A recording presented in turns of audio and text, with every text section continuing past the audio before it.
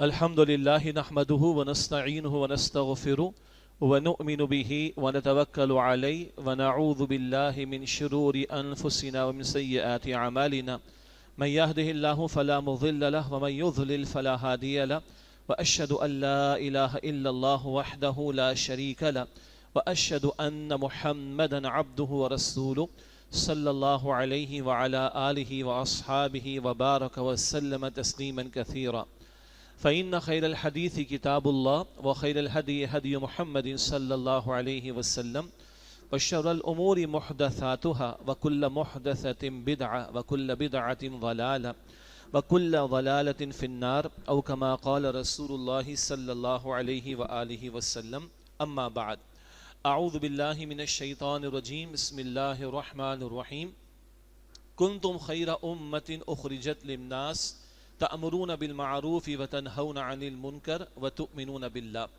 وقال الله تبارك وتعالى ولتكن منكم أمة يدعون إلى الخير ويأمرون بالمعروف وينهون عن المنكر وأولئك هم المفلحون وقال الله تبارك وتعالى إن الذين يحبون أن تشيع الفاحشة في الذين آمنوا لهم عذاب أليم في الدنيا والآخرة والله يعلم وأنتم لا تعلمون ولولا فضل الله عليكم ورحمته وأن الله رؤوف رحيم يا أيها الذين آمنوا لا تتبعوا خطوات الشيطان ومن يتبع خطوات الشيطان فإنه يأمر بالفحشاء والمنكر ولولا فضل الله عليكم ورحمته ما زكى منكم من أحد أبدا ولكن الله يزكي من يشاء والله سميع عليم صدق الله العظيم اللهم صل على محمد وعلى آل محمد وبارك وسلم رب يسر ولا تعسر وتمم بالخير رب اشرح لي صدري ويسر لي أمري واحلل عقدة من لساني يفقهوا قولي واجعل لي وزيرا من أهلي آمين یا رب العالمین۔ سب سے پہلے میں اللہ تعالیٰ کا شکر ادا کرتا ہوں، اس کے فضل و کرم سے ایک بہت اہم بنیادی اور مستقل موضوع کی یاد دہانی کے لیے ہم جمع ہوئے ہیں، اور میں اپنی تنظیم اسلامی کے رفقاء و ساتھیوں کی طرف سے آپ تمام حضرات، خواتین، نوجوانوں اور بچوں کا شکریہ ادا کرتا ہوں کہ آپ نے ہمارے ساتھیوں کی اس دعوت کو قبول کیا ہے۔ اللہ تعالیٰ اپنے اس گھر میں، اس مسجد میں ہمارا جمع ہونا بھی قبول فرمائے۔ اور موضوع آپ کے علم میں حیا اور ایمان، موضوع نیا تو نہیں ہے اور بہت بنیادی باتیں تو ہم سب کے علم میں ہیں، لیکن کئی مرتبہ غفلت کی وجہ سے، دجالی فتنے کی شدت کی وجہ سے، کہیں شیطان کے حملوں کی وجہ سے، کہیں بے خدا تہذیب جو اس عالم پر بہرحال مسلط ہے اس کے اثرات کی وجہ سے، اور کہیں نفس کی شرارتوں کی وجہ سے ہم بھول جاتے ہیں، غفلت میں مبتلا ہو جاتے ہیں۔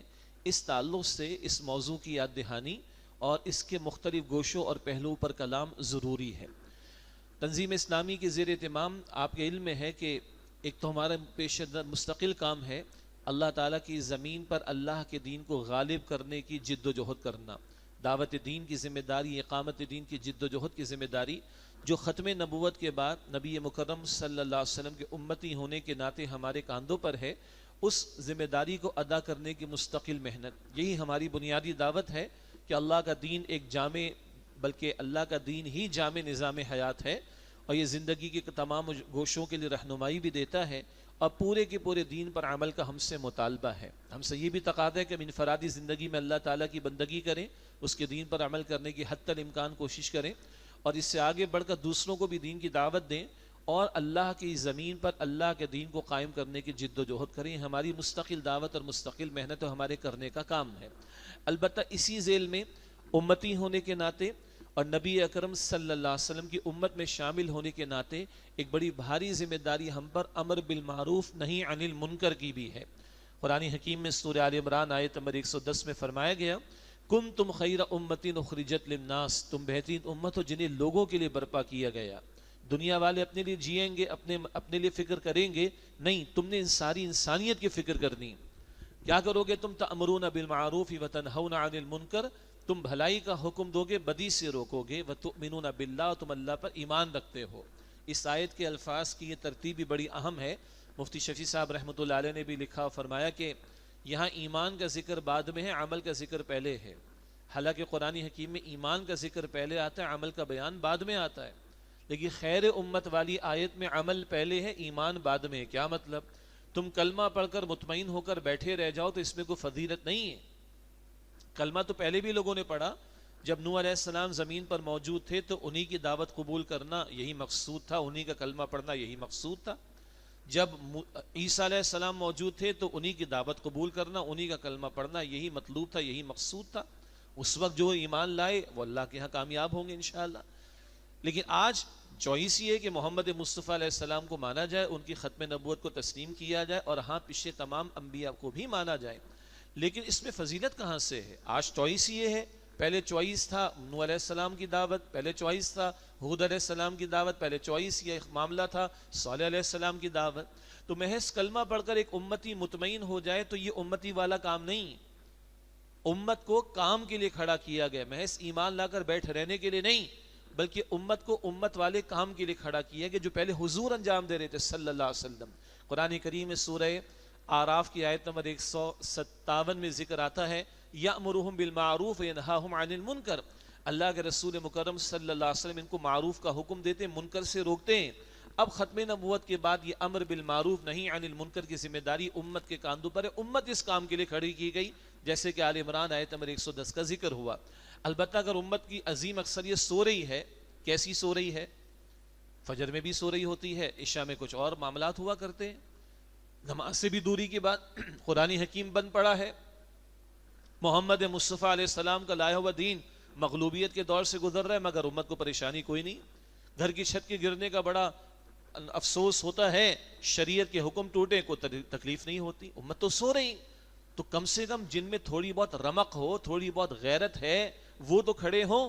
تو اگر پوری امت یہ کام نہیں کر رہی تو پھر قرآن حکیم فرماتا ہے سورہ آل عمران آیت نمبر 104 میں وَلْتَكُمْ مِنْكُمْ أُمَّةٌ يَدْعُونَ إِلَى الْخَيْرِ، چاہیے کہ تم میں سے گروہ ایک جماعت جو خیر کی طرف بلائے۔ خیر بھلائی کے معنی میں بھی آتا ہے، اور خیر کا لفظ قرآن حکیم میں قرآن حکیم کے لیے بھی آتا ہے۔ سورہ نحل کی آیت نمبر 30 میں ہے، ایمان والوں سے پوچھا جاتا ہے کہ تمہارے رب نے ماذا انزل ربکم، تمہارے رب نے کیا نازل کیا؟ قالوا خیرا، وہ کہتے ہیں اللہ نے خیر نازل فرمایا۔ تو بھلائی کی طرف، نیکی کی طرف، خیر کی طرف بلانا بھی اور قرآن حکیم کی طرف بلانا بھی چاہیے۔ وَلْتَكُمْ مِنْكُمْ أُمَّةٌ يَدْعُونَ إِلَى الْخَيْرِ، چاہیے تم میں سے گروہ ایک جماعت ہو جو لوگوں کو خیر کی طرف بلائے، بھلائی کی طرف بلائے، قرآن کی طرف بلائے۔ وَيَأْمُرُونَ بِالْمَعْرُوفِ، معروف کا حکم دے، وَيَنْهَوْنَ عَنِ الْمُنْكَرِ، اور منکر سے روکے، وَأُولَئِكَ هُمُ الْمُفْلِحُونَ، اور یہی لوگ فلاح پانے والے ہیں۔ بعض لوگوں کی ایک رائے ہے کہ کچھ لوگ کر لیں تو ٹھیک ہے، تو ٹھیک ہے، اگر کچھ لوگ ہی کامیاب ہونا چاہتے ہیں تو ٹھیک ہے، لیکن آپ اور میں ہم سب اگر کامیاب ہونا چاہتے ہیں تو یہ کرنا پڑے گا۔ باقی عربی اسلوب یہ حصر کا اسلوب ہے، یہی کریں یہی کامیاب ہونے والے ہیں۔ تو چاہیے تم میں سے گروہ ہو، ایک جماعت ہو جو خیر کی طرف بلائے، بھلائی کی طرف بلائے، دعوت دے قرآن پاک کی طرف، قرآن کی طرف رجوع کروائے، اور نیکی کا حکم دے، بدی سے روکے، اور یہی لوگ وَأُولَئِكَ هُمُ الْمُفْلِحُونَ، یہی لوگ فلاح پانے والے ہیں۔ اللہ ہمیں ان میں شامل فرمائے۔ ہاں، یہ امر کا لفظ جو ہے اس میں حکم کا ترجمہ بھی کیا، اور ترجمہ یہی کرتے ہیں عام طور پر ہم، نیکی کا حکم دینا۔ حکم تب دے سکتے جب اختیار ہو۔ میں ایک حد تک اپنے بچے کو حکم دے سکتا ہوں، اپنے گھر میں میرا اگر حکم دائرہ کار ہے حکم دے سکتا ہوں، کیا محلے والوں کو حکم دے سکتا ہوں؟ نہیں دے سکتا۔ تو امر بالمعروف کا یہ ترجمہ کہ نیکی کا حکم دیا جائے، مطلوب تو ہے، نہیں عن المنکر، بدی سے روکا جائے، مطلوب تو ہے بالیت، طاقت سے۔ لیکن اگر طاقت نہیں ہوگی تو دعوت ہوگی، تبلیغ ہوگی، ترغیب ہوگی، تشویق ہوگی، سمجھایا جائے گا، واعظ ہوگا، نصیحت ہوگا، لیکن مطلوب تو ہے کہ یہ ریاست کی مشینری کی سطح پر بھی ہو۔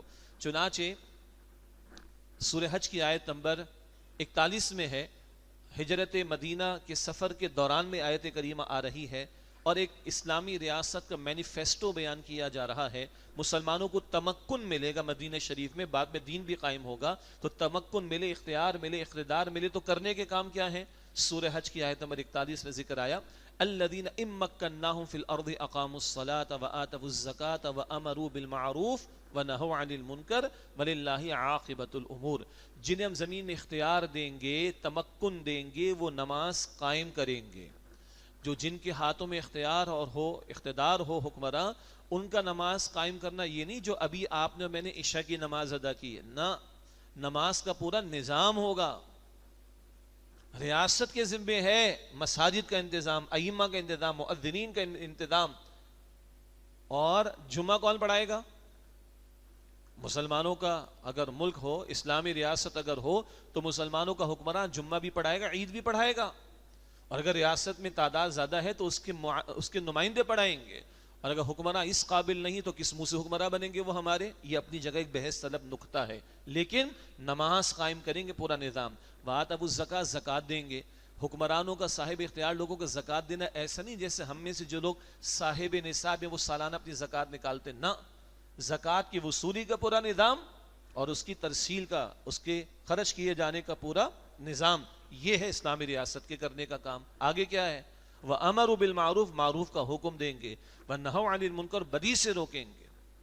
یہ ہے طاقت، یہ ہے قوت نافذہ جو فقہا فرماتے ہیں، یہ ہے پاور ٹو انفورس. تو اختیار جہاں ہوگا وہاں قوت سے قائم و نافذ کیا جائے گا اللہ کے حکم کو، اور قوت سے مٹایا جائے گا منکر کو اور بدی کو. اور اگلے الفاظ بھی بڑے پیارے ہیں، وَلِلَّهِ عَاقِبَةُ الْأُمُورِ، اور تمام معاملات لوٹائے جائیں گے اللہ کی طرف. کیا مطلب؟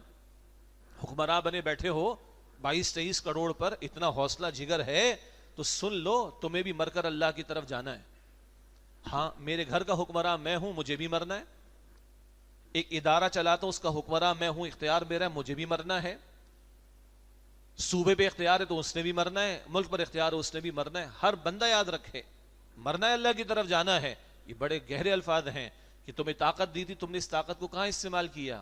اللہ تللے کرنے کے لیے، عیاشیاں کرنے کے لیے، تجوریاں بھرنے کے لیے، لوگوں کی جائیدادوں پر قبضے کرنے کے لیے، اپنے کیسز معاف کرانے کے لیے، قوم کو لوٹنے کے لیے، قوم کو بیچنے کے لیے، یا نماز کے قیام کے لیے، زکوٰۃ کے نفاذ کے لیے، نیکی کا حکم دینے کے لیے اور بدی کو مٹانے کے لیے. اللہ پوچھے گا، کلکم راعٍ وکلکم مسئول عن رعیتہ، ہر ایک تم اس سے راعی ہے، نگہبان ہے، ذمہ دار ہے، اور اس کی رعیت میں اس کے زیر تحت جو لوگ ہوں گے ان کے بارے میں سوال ہوگا. باپ ہے تو اولاد کے بارے میں، شوہر ہے تو بیوی کے بارے میں، آقا ہے تو غلام کے بارے میں، حکمراں ہے تو رعایا کے بارے میں سوال ہوگا. یہاں تو 3-4 بچوں کے بارے میں جواب دہی کا خوف آتا ہے بندے کو، کیا جواب دوں گا میں اللہ کو. اور بڑا حوصلہ لوگوں کو ہوتا ہے کہ 22 کروڑ 23 کروڑ پر وہ حکمرانی کرنا چاہتے ہیں، بڑا جگر ہے ان کا جی. بہرحال یہ ہے ریاست کی سطح پر. تو اب دوسری بات یہ عرض کر رہا ہوں کہ ایک تنظیم اسلامی کی مستقل دعوت ہے. ہم نوٹ کا تقاضا نہیں کرتے اور ووٹ کا تقاضا بھی نہیں کرتے، آپ کو معلوم. ہم کہتے ہیں یہ اللہ کا دین ہے، کامل دین ہے، مکمل دین ہے، پورے کے پورے دین پر عمل کا تقاضا ہے. خود اللہ کی بندگی کرنا، دوسروں کو اللہ کی بندگی کی دعوت دینا اور بندگی والے نظام کو قائم کرنے کی مستقل جد و جہد کرنا، یہ ہماری مستقل دعوت ہے. اسی کے ذیل، اسی کے ساتھ میں ختم نبوت کے بعد امت مسلمہ کے افراد ہونے کے ناطے نیکی کا حکم دینا، بدی سے روکنا، یہ بھی ہماری ذمہ داریوں میں شامل ہے. اسی تعلق سے گاہے بگاہے تنظیم اسلامی کے زیر اہتمام کبھی سیاسی نظام کے کسی گوشے سے متعلق، کبھی معاشی نظام کے کسی معاملے سے متعلق، اور کبھی معاشرتی نظام سے متعلق کسی معاملے پر ہم منکرات آگاہی مہمات کا اہتمام کرتے ہیں. منکر سے روکنا یہ ہمارے ایمان کا تقاضا ہے. آج موضوع تو حیا اور ایمان، ذرا اس منکرات کا ذکر کر کے آگے پھر حیا اور ایمان پر بھی کلام ہوگا انشاءاللہ تعالی. یہ ہمارے ایمان کا تقاضا ہے. رسول اللہ صلی اللہ علیہ وسلم نے ارشاد فرمایا، من رأى منکم منکرا فلیغیرہ بیدی فإن لم يستطع فبلسانه فإن لم يستطع فبقلبی وذلك اضعف الایمان. جو تم میں سے منکر کو، بدی کو دیکھے اپنے ہاتھ سے بدل دے. اگر ہاتھ سے بدلنے کی طاقت نہیں، زبان سے بدلے. اور اگر زبان کی بھی طاقت نہیں، گو کہ ہے. اگر بالفرض زبان کی طاقت بھی نہیں تو دل میں برا تو جانے، اور ایک مراد ارادہ رکھے کہ جب زبان کی طاقت ہوگی زبان سے بدلوں گا، ہاتھ کی طاقت ہوگی ہاتھ سے بدلوں گا. لیکن اس کو اللہ کے نبی صلی اللہ علیہ وسلم نے فرمایا اضعف الایمان، یہ ایمان کا کمزور ترین درجہ ہے. اور ایک اور روایت میں، مسلم شریف ہی کی روایت، وَلَيْسَ وَرَاءَ ذَلِكَ مِنَ الْإِيمَانِ حَبَّةُ خَرْدَلٍ، اس کے بعد تو ایمان رائی کے دانے کے برابر بھی نہیں. اگر بدی محسوس نہ ہو، برائی برائی محسوس نہ ہو، منکر منکر محسوس نہ ہو، منکر کے برے ہونے کو بندہ محسوس نہ کرے، اس کے چہرے کا رنگ کبھی نہ بدلے، اس کو اس سے نفرت نہ ہو، تو پھر ایمان کدھر ہے؟ تو اس فریضے کو ادا کرنے کے تعلق سے بھی کبھی انسداد سود، یعنی سود کے خاتمے کے لیے مہم، کبھی بے حیائی فحاشی کے روکنے کے لیے مہم، کبھی لوگ نماز اگر ادا نہیں کرے تو توجہ دلانا، حکم ہے نا اللہ کا، زکوٰۃ میں ڈنڈی مارے توجہ دلانا، وراثت کے احکامات میں ڈنڈیاں مار رہے توجہ دلانا، بے پردگی کا رویہ اختیار کیا جا رہا ہے توجہ دلانا، جادو ٹونا حرام ہے ہمارے دین میں، اس سے بچنے کے لیے توجہ دلانا، کچھ منکرات کا اور ایک دو معروف کا میں نے ذکر کیا۔ تو ہم گاہے بگاہے تنظیم اسلامی کے پلیٹ فارم سے مستقل اس طرح کی مہمات کا انعقاد کرتے ہیں، جس میں اسی فریضے امر بالمعروف نہی عن المنکر کو ادا کرنے کی ذمہ داری ادا کرنے کی کوشش کرتے ہیں۔ ابھی بھی فروری کے 2023 میں ہم بیٹھے ہیں، فروری کے آخری چند ایام اور مارچ کے ابتدائی چند ایام میں یہ 8-10 دن کا مبیش، اس کے دوران میں پاکستان بھر کی سطح پر حیا اور ایمان کے عنوان سے ہم ایک مہم کا انعقاد کر رہے ہیں۔ گاہے بگاہے پہلے بھی کرتے رہے، پھر کرتے رہیں گے، اہمیت ابھی سامنے آ جائے گی۔ تو ماہ فروری کے آخری چند ایام اور ماہ مارچ کے ابتدائی چند ایام کے دوران میں، یہ سن 2023 کی ہم بات کر رہے ہیں، پورے پاکستان بھر میں حیا اور ایمان کے عنوان سے مہم کا ہمارا ارادہ ہے۔ آج کا یہ خطاب بھی اسی نسبت سے ہے۔ آئندہ خطاب جمعہ جو بھی ہمارے ساتھی جہاں جہاں ذمہ داری ادا کریں گے مجھ سمیت، اس پر ہم کلام کریں گے۔ آئندہ دنوں میں کوئی پریس کانفرنس کراچی کلب کے اندر، اس کا بھی اہتمام کیا جائے گا۔ بروشرز کی تقسیم کا معاملہ، سوشل میڈیا کا استعمال، اسی طرح اپنے گھروں والوں کو متوجہ کرنا، اپنے دوست احباب کو متوجہ کرنا، حکمرانوں کو متوجہ کرنا، میڈیا والوں کو متوجہ کرنا، پارلیمنٹ والوں کو متوجہ کرنا، عدلیہ کے لوگوں کو متوجہ کرنا، تعلیمی اداروں کے سربراہان کو متوجہ کرنا، جو صاحب اختیار افراد معاشرے میں ہیں، مختلف گوشوں میں، واکس آف لائف میں، ان تک اس پیغام کو پہنچانے کی کوشش کرنا، اخبارات میں اشتہارات کے ذریعے سے، سوشل میڈیا کے استعمال کے ذریعے سے، ان سب ذرائع کو اختیار کر کے حیا اور ایمان کے حوالے سے ہم انشاءاللہ مہم کا انعقاد کرنے کا ارادہ رکھتے ہیں۔ گویا کہ یہ اسی سلسلے کی ایک کڑی ہے کہ آج اس موضوع پر خطاب ہو رہا ہے۔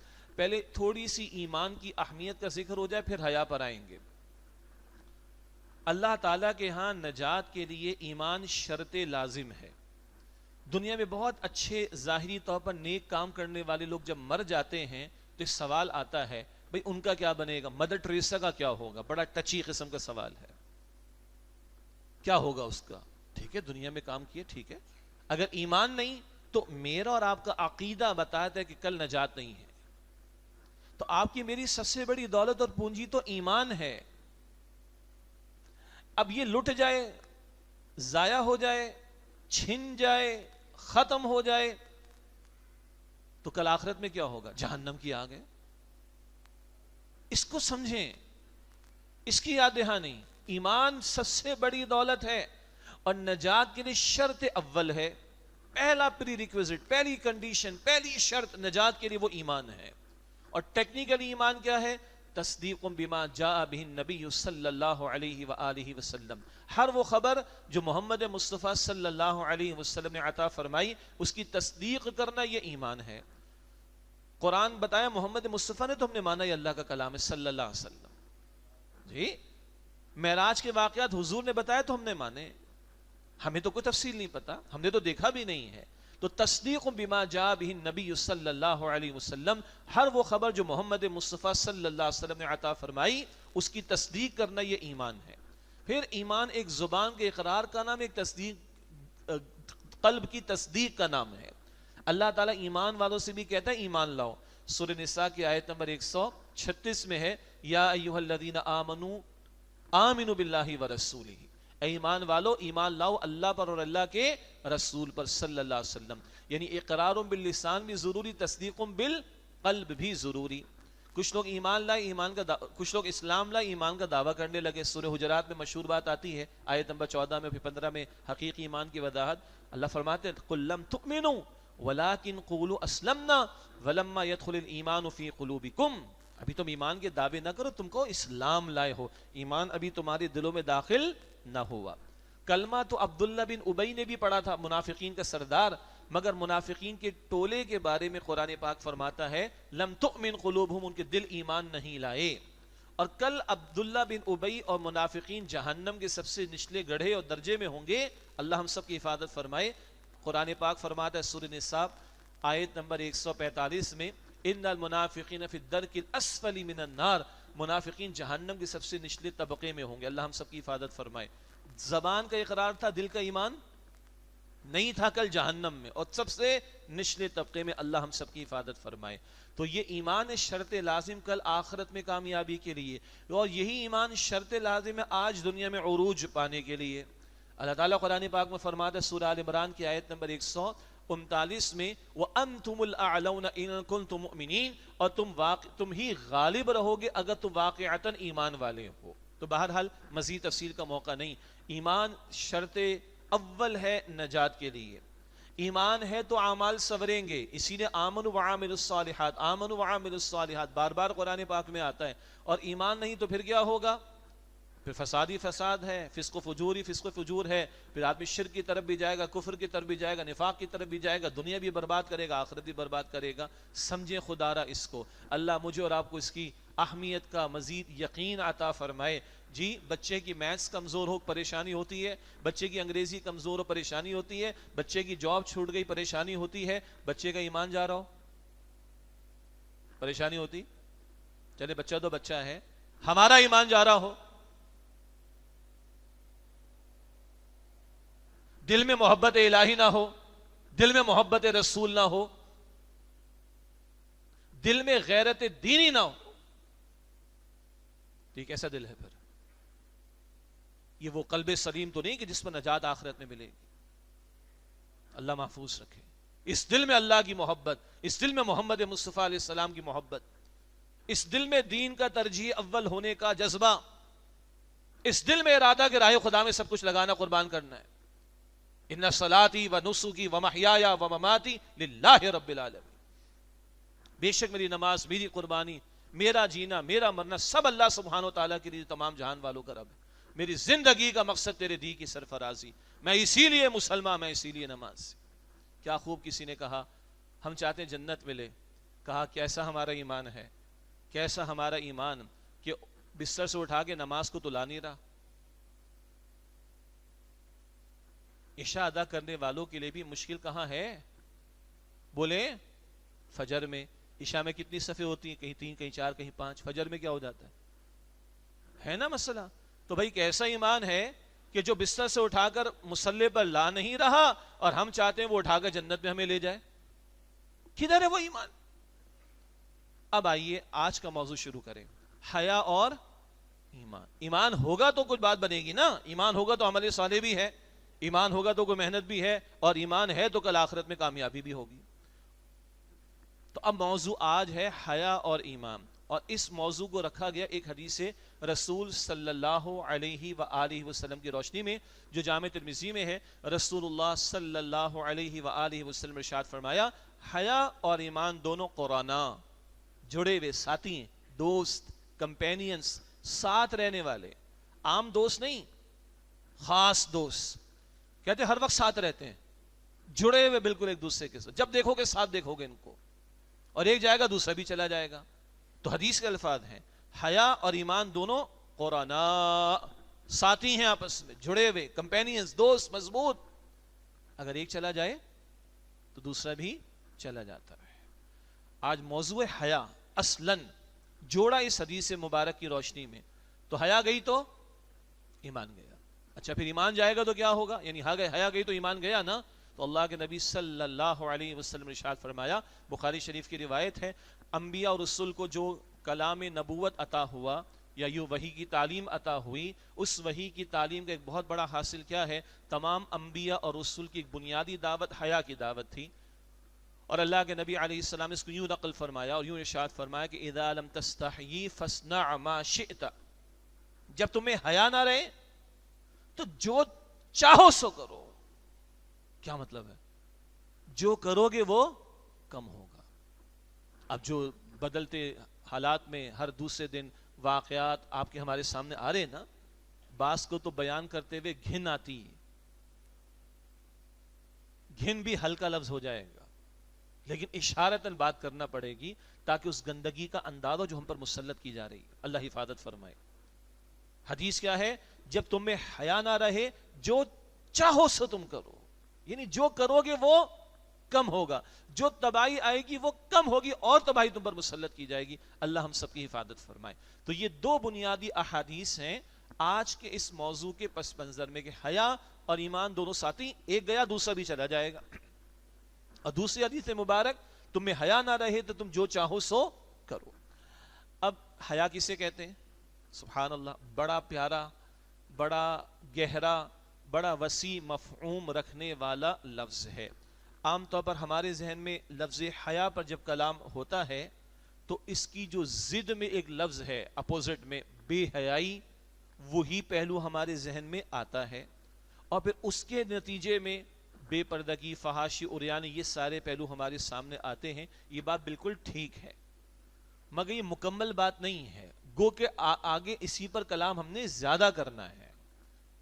دوبارہ جب ہم حیا کے تعلق سے کلام کرنا چاہتے ہیں تو اکثر و بیشتر اس حیا کی جو ضد ہے بے حیائی، جو ہم اردو میں اس لفظ استعمال کرتے ہیں، وہ ہمارے ذہن میں زیادہ فوراً آتا ہے، اور اس کے ساتھ جو بے پردگی ہے، فحاشی، عریانی، یہ سب کچھ فوراً ہمارے ذہن میں آتا ہے۔ یہ بات بالکل درست ہے، مگر حیا کا لفظ اس سے بڑھ کر اور وسیع مفہوم رکھنے والا لفظ ہے۔ مثلا ایک حدیث مبارک کا حاصل ہے، اللہ کے رسول علیہ السلام سے صحابی پوچھتے ہیں، اللہ کے پیغمبر میں گھر میں اکیلا ہوتا ہوں، تب بھی میں کچھ زیادہ اپنے لباس وغیرہ کا خیال لحاظ رکھوں؟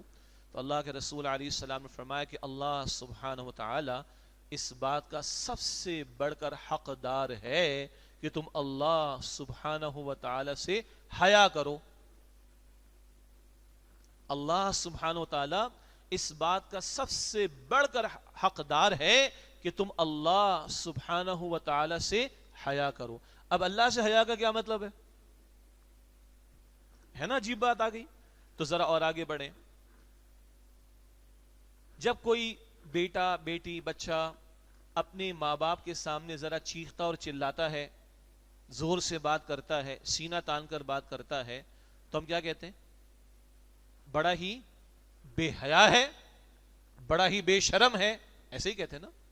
حالانکہ اس موقع پر کوئی لباس کے غلط یا خراب ہونے کا مسئلہ زیر گفتگو نہیں آیا، اور ابھی کوئی فلمیں ڈراموں کی بات بھی نہیں چل رہی، بس ماں باپ کے سامنے آواز کو بلند کیا، ماں باپ کے سامنے سینہ تان کر بات کی، تو ہم کیا کہتے ہیں؟ بڑا بے حیا ہے، بڑا بے شرم ہے۔ اس سے حیا کے وسیع تر مفہوم کو آئیے سمجھیں۔ حیا کا وسیع تر مفہوم کیا ہے؟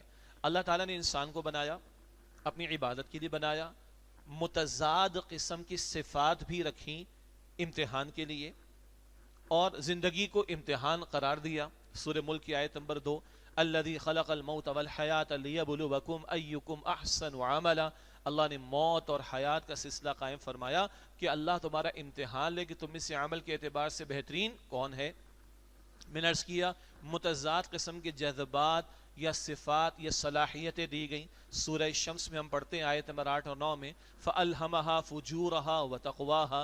اللہ سبحانہ وتعالی نے انسان میں فجور، برائی، گناہ کی صلاحیت بھی رکھی، وَتَقْوَاهَا، اور اس کا تقوی بھی رکھ دیا۔ کامیاب کون ہوگا؟ قد افلح من زکاها، کامیاب وہ جو ہوگا جو اپنے نفس کا تزکیہ کر لے۔ تزکیہ نفس سادہ سا مفہوم کیا ہے؟ اللہ نے بدی کی صلاحیت بھی رکھی، اللہ نے نیکی کی صلاحیت بھی رکھی۔ بندہ بدی سے اپنے آپ کو روکنے، بچانے، اجتناب کرنے کی حتی الامکان کوشش کرتا چلا جائے، اور خیر میں، نیکی میں، بھلائی میں خوب سے خوب تر آگے سے آگے بڑھتا چلا جائے۔ بدی کو دبائے، بدی سے اپنے آپ کو روکے، اور نیکی کے جذبے کو پروان چڑھائے، غالب کرا، یہ تزکیہ نفس ہے۔ حیا کیا ہے؟ حیا وہ فطری جذبہ ہے جو اللہ تعالیٰ نے پوٹینشلی، اصلاً، بنیادی طور پر انسان میں رکھا ہے۔ وہ جذبہ جو بندے کے اندر بدی سے نفرت پیدا کرتا ہے، وہ جذبہ جو نیکی کو اس کو اچھا کر کے پیش کرتا ہے، وہ جذبہ جو بندے کو بدی سے بچاتا ہے، وہ جذبہ جو بندے کو نیکی پر ابھارتا ہے. یہ جو فطرت انسانی ہے اس میں بنیادی طور پر نیکی اور بدی کا شعور رکھا گیا ہے. بنیادی طور پر آگے تفصیل ہے. نیکی اور بدی کا تکمیلی شعور وحی کی تعلیم سے ملتا ہے، اور جو معاشرے اور تہذیبیں وحی کی تعلیم کو ایک طرف رکھ دیں وہ جانوروں کی سطح پر آ جاتے ہیں. اور آ گئے ہیں، آگے مثالیں آ جائیں گی. ورنہ فطرت انسانی میں نیکی اور بدی کا بنیادی شعور، خیر اور شر کا بنیادی تعارف رکھا گیا ہے. ایک تفصیل طلب بات ہے، ہم نہیں آگے جا رہے. البتہ نیکی اور بدی، خیر اور شر کا تکمیلی شعور وہ وحی کی تعلیم سے ملتا، اس سے کم تر پر نہیں. لیکن بہرحال یہ ایک فطری جذبہ حیا جو بندے کو خیر کی طرف جو ہے وہ پروان چڑھاتا ہے اور بدی سے اس کو روکتا ہے. اور یہ جذبہ، اس کا اظہار سب سے بڑھ کر کہاں ہو؟ وہ جو حضور نے فرمایا صلی اللہ علیہ وسلم، اللہ تعالیٰ سب سے بڑھ کر اس بات کا حقدار ہے کہ تم اللہ کے ساتھ حیا کرو.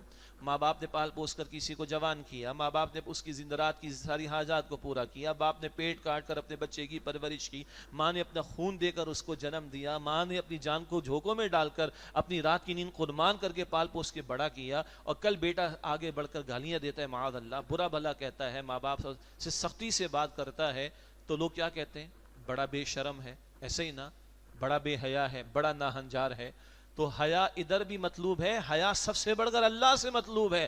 بندہ اللہ کی نعمتیں استعمال کرے. اور کتنی نعمتیں؟ فَبِأَيِّ آلَاءِ رَبِّكُمَا تُكَذِّبَانِ. اس کا ترجمہ تو سب کو آتا ہے، 2 مرتبہ آیا سورہ ابراہیم میں، سورہ نحل میں، وَإِن تَعُدُّوا نِعْمَةَ اللَّهِ لَا تُحْصُوهَا. اگر تم اللہ تعالیٰ کی نعمتوں کو شمار کرنا چاہو بھی تو شمار نہیں کر سکتے. اللہ کی بے شمار، انکاؤنٹیبل، جن کا شمار ممکن نہ ہو، اتنی نعمت استعمال کرتا ہے، مگر بندہ اللہ کی ناشکریاں کرتا ہے، ناشکری کا رویہ اختیار کرتا ہے، نافرمانی کرتا ہے، اللہ کے احکامات کو توڑتا ہے، اللہ کا خوف نہیں رکھتا، مخلوق کا خوف رکھتا ہے. پکچر کوئی میری نہ لے لے فلاں برا کام کرتے ہوئے، کوئی دیکھ نہ لے کھڑکی کھول کر، کوئی پردہ ہٹا کر دیکھ نہ لے. بندوں کا خوف ہے، اللہ کا خوف نہیں. کس قدر بے حیائی کی بات ہے. اب حیا کا مفہوم سمجھ آ رہا ہے؟ وسیع تر مفہوم سمجھ آ رہا ہے. قرآن میں اللہ تعالیٰ نے سورہ توبہ میں فرمایا اتخشونہم، کیا تم لوگوں سے ڈرتے ہو؟ فاللہ احق ان تخشوہ ان کنتم مؤمنین. اللہ تعالیٰ اس بات کا زیادہ حقدار ہے کہ تم اللہ کا خوف رکھو اگر تم واقعتاً ایمان والے ہو. یہ ہے حیا کا وسیع تر تصور. بندہ شر سے اپنے آپ کو روکے، خیر میں اپنے آپ کو بڑھائے. جی، رب کے بارے میں جب بات ہوگی تو رب کی اطاعت میں آگے بڑھے اور رب کی نافرمانی سے اپنے آپ کو بچائے. یہ اللہ سے حیا کا تقاضا. مخلوق میں سب برابر نہیں. اللہ کے بعد سب سے بڑا حق محمد مصطفیٰ احمد مجتبیٰ صلی اللہ علیہ وسلم کا. محبت میں اللہ کی محبت، حضور کی محبت صلی اللہ علیہ وسلم. اطاعت میں اللہ کی اطاعت، حضور کی اطاعت ساتھ ساتھ. ٹھیک ہو گیا. ترجیحات میں حضور اوپر، باقی سب نیچے. صحابہ کیا کہتے ہیں؟ آپ پر میرے ماں باپ قربان. یہ جملہ ایسے ہی تھوڑی ہے. سبحان اللہ. سورہ احزاب آیت نمبر 6، النبی اولا بالمؤمنین من انفسہم. نبی علیہ السلام ایمان والوں کے نزدیک ان کی جانوں سے بڑھ کر عزیز اور مقدم ہیں. تو اللہ کے بعد بات آئے گی، حضور کی بات آئے گی صلی اللہ علیہ وسلم. کہیں ساتھ آئے گی اللہ کی اطاعت، حضور کی اطاعت ساتھ ساتھ صلی اللہ علیہ وسلم. اللہ کی محبت، حضور کی محبت ساتھ ساتھ قرآن پاک بیان کرتا ہے. اب آئیے دیگر. تو پھر ماں باپ ہیں. حدیث شریف میں آیا یا رسول اللہ صلی اللہ علیہ وسلم میرے حسن سلوک کا سب سے بڑھ کر مستحق کون؟ فرمایا تمہاری ماں. پھر کون؟ تمہاری ماں. پھر کون؟ تمہاری ماں. پھر کون؟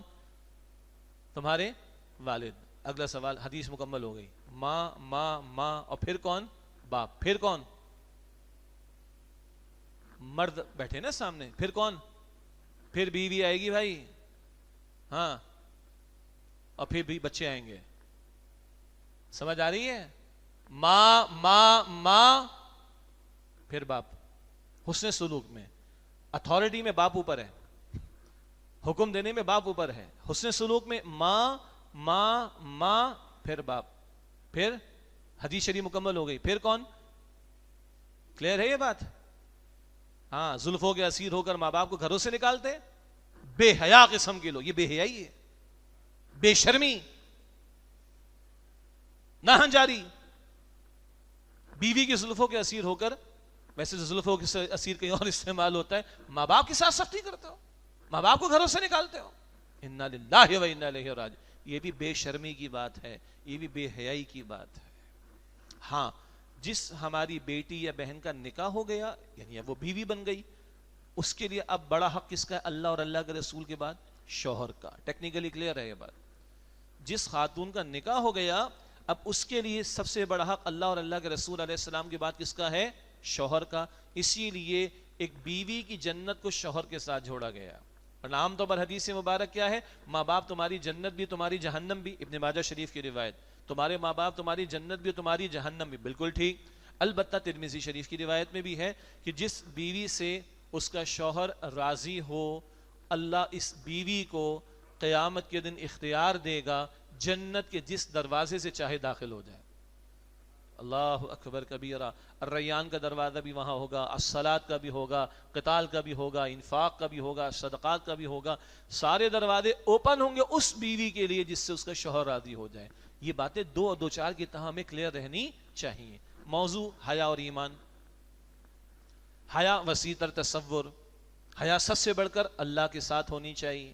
حیا ایک وصف ہے، ایک جذبہ ہے فطرت انسانی میں جو خیر کی طرف بڑھاتا ہے، شر سے اجتناب کراتا ہے۔ تو اطاعت الہی میں آگے بڑھنا اور اللہ تعالیٰ کی نافرمانی سے بچنا یہ حیا کا تقاضا ہے، اور سب سے بڑھ کر اللہ حیا کا جو ہے وہ مستحق ہے، حقدار ہے۔ پھر مخلوق خدا کے ساتھ، جیسے کہ ماں باپ کا ذکر آ گیا، بڑوں کا ذکر آ جائے۔ حضور کیا فرماتے صلی اللہ علیہ وسلم؟ جو ہمارے بڑوں کا ادب نہ کرے اور ہمارے چھوٹوں پر شفقت نہ کرے وہ ہم میں سے نہیں۔ تو کوئی بڑا اگر بچے کے ساتھ سختی کرتا ہے وہ بھی بے شرم ہے، بے حیا ہے وہ بھی۔ اللہ کے گھر میں مسجد میں بیٹھے، پرانے مسئلے ہیں، ہم سب نے بھگتے ہوں گے بچپن میں۔ ایک بچہ نظر آ گیا مسجد میں، اب ساروں نے دوربینیں لگا رکھی، پیچھے جاؤ، کونے میں جاؤ، استغفر اللہ۔ اور پہلی سب سے دوسری میں جائے گا، دوسری سے تیسری میں جائے گا، تیسری سے چوتھی میں جائے گا، اس کے بعد کہاں جائے گا؟ مسجد سے باہر جائے گا۔ بے شرمی کی بات ہے، یہ بے حیائی کی بات ہے۔ ہاں، ایک ہے 2 سال کا بچہ جس کو پاکی ناپاکی کی بنیادی باتیں بھی نہیں پتا، ٹھیک ہے، ان کو تو نہ لائے۔ تھوڑے بڑے عمر کے بچے ہیں، 7-8 سال 9 سال کے بچے لائے مسجد میں، اور ایک بڑا اپنے ساتھ کھڑا کرے، کیا حرج کی بات ہے؟ ورنہ بولے کہ یہ نماز پڑھنے والے تو بڑے ظالم لوگ ہوتے ہیں، استغفر اللہ، بڑے خوخوار ہوتے ہیں۔ کیا تصور آئے گا ذہن؟ یہی تو تصور آئے گا اس کے اندر۔ تو جو ہمارے چھوٹوں پر شفقت نہ کرے وہ ہم میں سے نہیں، جو ہمارے بڑوں کا ادب نہ کرے وہ ہم میں سے نہیں۔ اولاد آج کل بولڈ ہو گئی ہے، بولڈ انگلش والا، میں کہتا ہوں بے غیرت ہو گئی۔ ماں باپ کے سامنے چلانا، ماں باپ کے سامنے آواز بلند کرنا، ہاں، اور کسی محلے کے بزرگ اور اپنے خاندان کے بڑے کو منہ دکھانا، منہ چڑھانا، اس کی نقل کرنا، میمز بنانا، جن کو پتا ہے ان کو پتا ہے کیا ہوتا ہے، اور چلا کر باتیں کرنا، یہ بے شرمی کی بات ہے، یہ بے حیائی کی بات ہے۔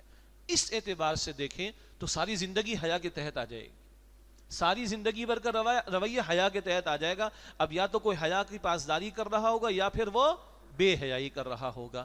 اس تھوڑی سی تشریح کے بعد اگر ہم غور کریں تو معلوم ہوا کہ حیا کے مختلف پہلو ہوں گے اور حیا کے مختلف درجات بھی ہوں گے۔ البتہ اب گفتگو اس معروف مفہوم کے اعتبار سے کرنا مقصود ہے کہ جہاں حیا کی ضد کیا ہے؟ بے حیائی، فحاشی۔ آئیے قرآن حکیم کی میں نے 3 آیات تلاوت کی تھیں سورہ نور سے، ان کا تھوڑا پس منظر، ترجمہ اور تھوڑی سی تشریح ہو جائے اور پھر بات کو آگے بڑھائیں گے انشاءاللہ تعالی۔ سورۃ النور ہے، قرآن پاک کا 18واں پارہ ہے۔ سورۃ النور مدنی سورت ہے، اور اس کے دوسرے اور تیسرے رکوع میں اللہ سبحانہ وتعالی نے واقع افک کا ذکر کیا ہے۔ سن 6 ہجری کا غزوہ، تفصیل کا موقع نہیں، اور ایک معاملہ ایسا پیش آ گیا کہ ہم عائشہ صدیقہ رضی اللہ تعالی عنہ قافلے سے پیچھے رہ گئیں، پھر ایک وہ صحابی کے ساتھ تشریف لائیں رضی اللہ تعالی عنہما، اور اس کے بعد عبداللہ بن ابی جو منافقین کا سردار تھا، اور کچھ اور لوگوں کی زبان پر اس طرح کی باتیں آ گئیں کہ الزام تراشی، معاذ اللہ، امت کی ماں پر ایک الزام لگا۔ ہاں، اللہ تعالیٰ قرآن میں فرماتا ہے، سورہ البقرہ آیت نمبر 216 قتال کا تذکرہ ہے، لیکن اصول بھی آیا ہے، عسیٰ ان تکرہوا شیئا وہو خیر لکم، ہو سکتا ہے ایک بات تمہیں ناگوار گزرے اسی میں تمہارے لیے خیر ہو۔ آگے الفاظ آتے ہیں واللہ یعلم وانتم لا تعلمون، اور اللہ جانتا ہے تم نہیں جانتے.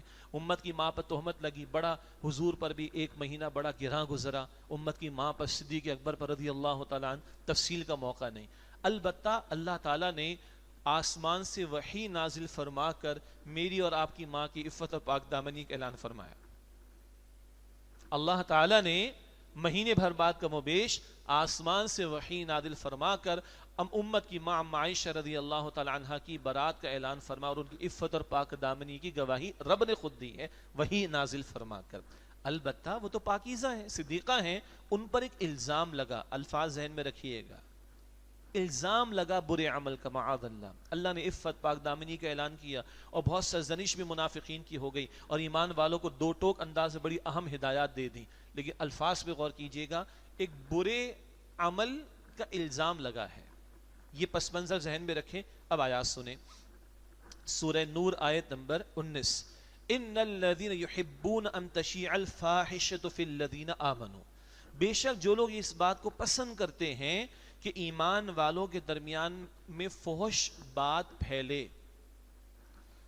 فی الذین آمنوا، ایمان والوں کے درمیان میں، لہم عذاب علیم، ان کے لیے دنیا میں ان کے لیے دردناک عذاب ہے، فی الدنیا والآخرہ، دنیا میں بھی اور آخرت میں بھی. واللہ یعلم، اور اللہ جانتا ہے. کیا یہ تم نے حرکت کی ہے، ایک الزام، اس کی تشہیر، ایک الزام جو کہ غلط ہے، جھوٹا الزام، اس کی فقط تشہیر کچھ زبانوں پر بات آئی، اس پر اللہ کا عذاب بھڑک رہا ہے. جو لوگ ایمان والوں کے درمیان میں چاہتے ہیں کہ ان میں فاحشہ فحش بات پھیلے، ان کے لیے دنیا اور آخرت میں دردناک عذاب ہے. واللہ یعلم وانتم لا تعلمون، اللہ جانتا ہے اور تم نہیں جانتے کہ اس عمل کے کہاں کہاں تک نتائج جا سکتے ہیں. یہ بھی کہ الزام کس پر؟ محمد مصطفیٰ کریم صلی اللہ علیہ وسلم کی زوجہ محترمہ پر. اپنے ایمان اور آخرت کی فکر کرو پھر تم، اگر تم یہ الزام لگاتے ہو معاذ اللہ. اور ایک برائی کی بات کا الزام، یہ بھی اگر زبان، برائی تو ہے ہی نہیں معاذ اللہ، برائی کا تو معاذ اللہ کو تصور ہی ادھر نہیں ہوا نا. اما عائشہ کے تعلق سے میں معاذ اللہ کہہ رہا ہوں. یہاں تو الزام زبانوں پر آیا ہے اور اللہ کا عذاب بڑھا کر ہے. جو چاہتے ایمان والوں کے درمیان یہ بے حیائی کی، یہ فحش بات کی اشاعت ہو، ان کے لیے دنیا اور آخرت میں دردناک عذاب ہے، اور اللہ جانتا ہے تم نہیں جانتے. آج کیا ہو رہا ہے؟ یہ تو ایک الزام کی بات زبان پر آنا، اور آ کر تو ذہن کہاں کہاں تک جاتا ہے. پھر شیطان کہاں کہاں سے حملے کرے گا، نفس کی شرارتیں کہاں کہاں سے اکساہٹیں پیدا کریں گی، اور کس کس انداز سے گناہ کے لیے بندہ پلان کرے گا، اور کہاں کہاں سے اس کے ذرائع وسائل تلاش کر کے کر ڈالنے کی کوشش کرے گا. یہ ایک بات جو کہ برا الزام، جھوٹا الزام، اس بات کا تمہاری زبانوں پر آنا اور اس کا ایمان والوں کے درمیان میں کو پھیلانا پسند کر رہا ہے، اللہ کا عذاب بڑھا کرے کہ دنیا اور آخرت میں دردناک عذاب ہے، اور اللہ جانتا ہے تم نہیں جانتے. آج کیا ہو رہا ہے؟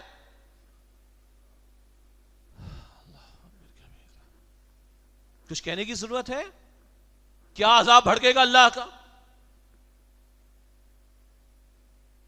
کیا اس کی رحمتوں سے دوری ہوگی؟ کیا اس کی پھٹکار برسے گی؟ کیا اس کی لعنتیں برسیں گی؟ آج ہم دیکھ رہے،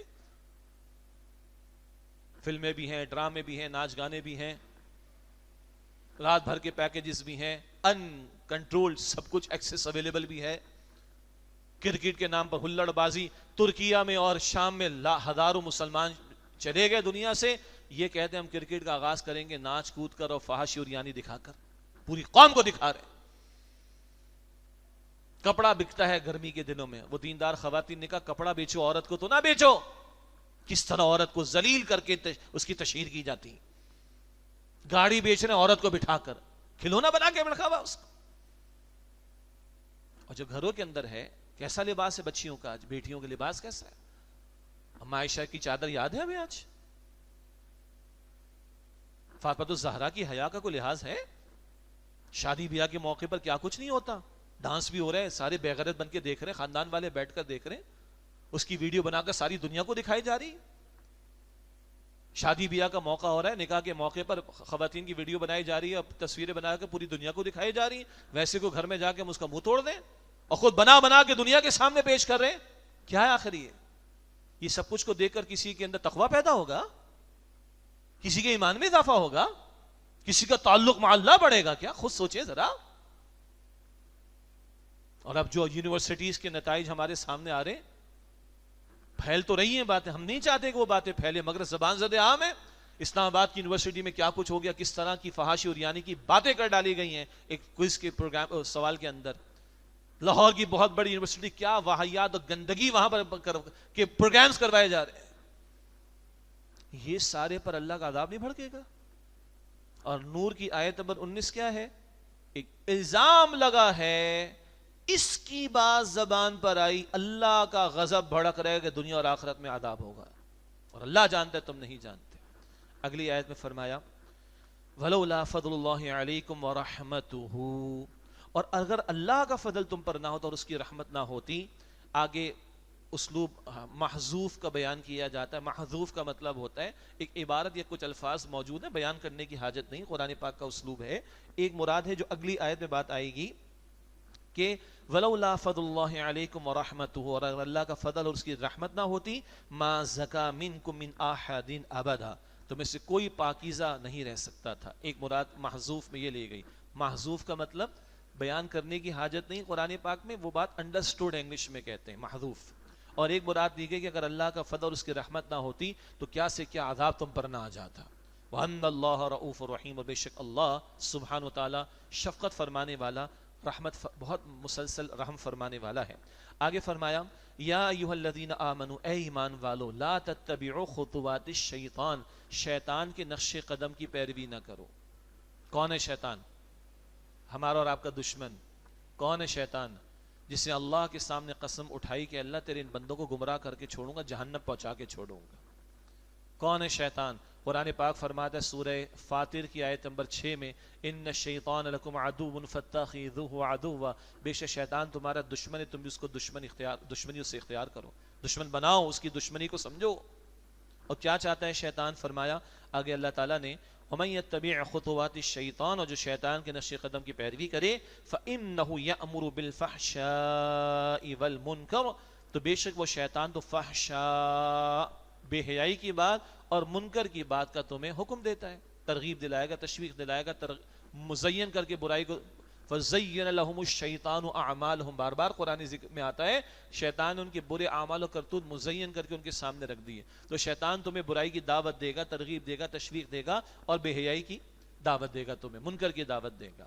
رحمان کی دعوت ہر جمعے میں خطبے کے آخر میں ایک آیت ہم سنتے ہیں، سورہ نحل کی آیت نمبر 90 ہے. وَيَنْهَى عَنِ الْفَحْشَاءِ وَالْمُنْكَرِ وَالْبَغْيِ، اللہ تمہیں بے حیائی سے، فحاشی سے، منکر سے روکتا ہے. اب یہ دو دعوتیں ہیں دنیا میں، اصل میں دعوتیں بھی دو ہیں اور دنیا میں پارٹیاں بھی دو ہیں. وہ دو پارٹیاں قرآن پاک میں کہاں ہیں؟ سورہ مجادلہ 28 پارے میں. بچوں کی دلچسپی کا ایک سوال ہے، سورہ مجادلہ میں 22 آیات ہیں 28 پارے کی پہلی سورہ، اور ہر آیت میں لفظ اللہ موجود ہے. دلچسپی کا نقطہ، تو 22 آیات میں ہر آیت میں سورہ مجادلہ میں لفظ اللہ موجود ہے. قد سمع اللہ پہلی آیت میں بھی ہے. اس سورہ مجادلہ میں دو پارٹیوں کا ذکر ہے. کون سی؟ ایک ہے حزب اللہ، ایک ہے حزب الشیطان. اللہ کی پارٹی، شیطان کی پارٹی. تو دعوتیں بھی دو ہی ہیں، اللہ کی دعوت اور شیطان کی دعوت، رحمان کی دعوت اور شیطان کی دعوت.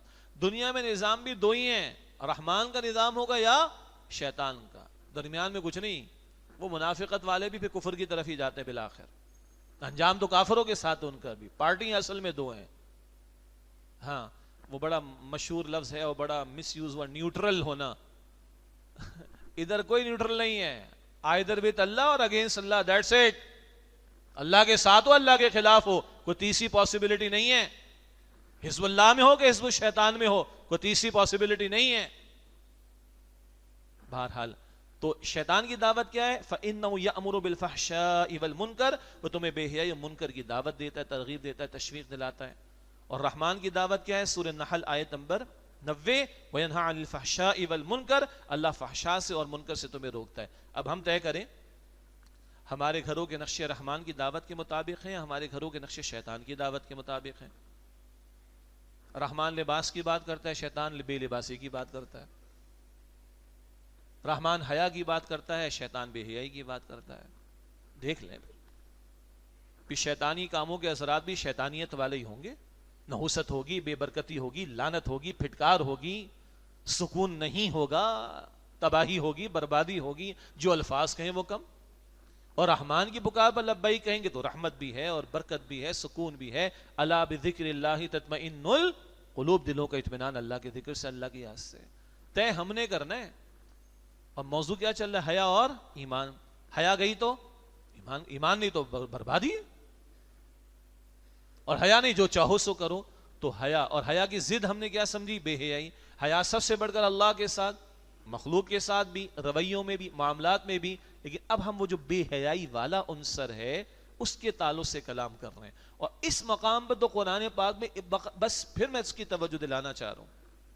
ایک الزام کی خبر چلی، اس پر اللہ کہتا ہے تو فحاشی اور بے حیائی کو پھیلانے کی بات ہو رہی ہے. جو یہ کریں گے ان کے لیے دردناک عذاب ہے دنیا اور آخرت میں. تو سوچے جو اور کچھ ہو رہا ہے. بچوں کے اسمارٹ فون کون دے رہے؟ ہم دے رہے ہیں. ٹی وی لگا کے کون دے رہے؟ ایل سی ڈی لگا ہم دے رہے ہیں. کیبل لگا کے کون دے رہے؟ ہم دے رہے ہیں. ہم بھی تو کم نہیں ہے نا. ساری حکمرانوں پہ ڈال دیں گے، وہ تو غلط کر رہے ہیں، ان کو بھی ہم خطاب کر لیتے ہیں. ملاقات ہوگی تو سامنے بھی بول دیں گے، ورنہ جمعے میں بولیں گے، میڈیا پر بیٹھ کر بولیں گے. مگر ہم بھی تو دیکھیں نا گھروں میں جو کچھ چل رہا ہے. شادی بیاہ کے موقع پر کیا رنگ ہوتا ہے ہمارے ہاں. اسمارٹ فون کے استعمال کیسے ہیں. بچیاں کن اداروں میں پڑھ رہی ہیں، ڈریس کوڈ کیسا ہے. آگے کچھ احکامات ان کا بھی اشارہ میں کر دوں گا انشاءاللہ. یہ ساتھ ساتھ ذہن میں رہے، اپنا بھی تجزیہ اور انالیسس کرتے رہیں. آگے اللہ فرماتا ہے وَمَن يَتَّبِعْ خُطُوَاتِ الشَّيْطَانِ، اور جو شیطان کے نقش قدم کی پیروی کرے، فَإِنَّهُ يَأْمُرُ بِالْفَحْشَاءِ وَالْمُنكَرِ، تو بے شک وہ فحشاء کا اور منکر کا حکم دیتا ہے. وَلَوْلَا فَضْلُ اللَّهِ عَلَيْكُمْ وَرَحْمَتُهُ، اور اگر اللہ کا فضل نہ ہوتا تم پر اور اس کی رحمت نہ ہوتی، مَا زَكَى مِنكُم مِّنْ أَحَدٍ أَبَدًا، تم میں سے کوئی ایک بھی پاکیزہ نہیں رہ سکتا تھا. بہت تفصیل ہے اس میں، بات تو چل پڑی زبانوں پر. تمہارے پاس دلیل کیا ہے اس کی؟ 4 گواہ پیش نہیں کرو گے تو حد قذف لگے گی. حد قذف کیا ہے؟ کسی پر زنا کی تہمت لگانا، اور 4 گواہ پیش نہ تو 80 کوڑے مارے جائیں گے. اللہ نے ایک عورت خاص طور پر، اور مرد کے لیے بھی بہرحال ہے، اس کی عفت اور پاک دامنی یا اس کے اوپر الزام تراشی کے معاملے کو اتنا بھاری رکھا ہے. 4 گواہ پیش نہیں کرو گے 80 کوڑے لگیں گے. تو دوسروں کے بارے میں تو ہم لوگ فوراً کچھ نہ، اب عموم کا معاملہ کر لیں. عموم کا معاملہ ہے، ان کے گھر کے بچی ہیں، ان کے گھر میں ایسا، ان کی شادی ایسی، ان کا فلاں ایسا. ذرا ہم اپنا بھی جائزہ لے لیں، ہم کہاں کھڑے اور اللہ نے کتنے ہمارے کرتوتوں پر پردہ ڈال رکھا ہے. اور ہم میں سے کون پاکیزہ ہونے کا دعوے دار ہو سکتا ہے؟ فلا تزکوا انفسکم، اللہ بھی فرماتا ہے اپنے آپ کو پاکیزہ مت قرار دو.